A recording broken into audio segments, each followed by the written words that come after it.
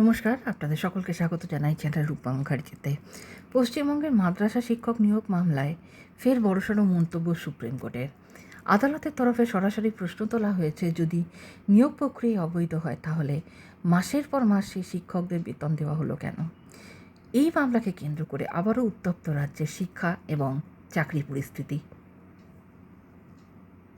দীর্ঘদিন ধরে চলা নিয়োগ দুর্নীতি, প্যানেল বিতর্ক ও যোগ্য অযোগ্য প্রার্থীদের নিয়ে টানাপোড়েনের মধ্যে সুপ্রিম কোর্টের এই পর্যবেক্ষণ নতুন করে চাঞ্চল্য তৈরি করেছে।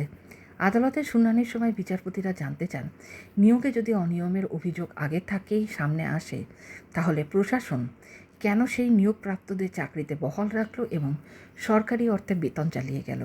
এই প্রশ্ন ঘিরে রাজ্যের ভূমিকা নিয়েও প্রশ্ন উঠেছে একাধিক। এদিকে চাকরিপ্রার্থীদের একাংশের দাবি, প্রকৃত যোগ্য প্রার্থীরা বছরের পর বছর বঞ্চিত হয়েছেন, অথচ যাদের বিরুদ্ধে অভিযোগ রয়েছে তারা নিয়মিত বেতন ও সুযোগ সুবিধা পেয়েছেন। ফলে সাধারণ মানুষের মধ্যেও ক্ষোভ বেড়েছে। শিক্ষামহলের মতে এই মামলার রায় ভবিষ্যতে রাজ্যের অন্যান্য শিক্ষক নিয়োগ মামলার উপরেও বড় প্রভাব ফেলতে পারে। বিশেষ করে এসএসসি, এসএলএসটি এবং অন্যান্য শিক্ষা সংক্রান্ত দুর্নীতির মামলাগুলির ক্ষেত্রেও এই পর্যবেক্ষণ অত্যন্ত গুরুত্বপূর্ণ বলে মনে করা হচ্ছে। এখন সকলের নজর সুপ্রিম কোর্টের পরবর্তী শুনানি ও চূড়ান্ত সিদ্ধান্তের দিকে। আদালত কী নির্দেশ দেয় এবং রাজ্য সরকার কী পদক্ষেপ নেয় সেটাই এখন দেখার বিষয়।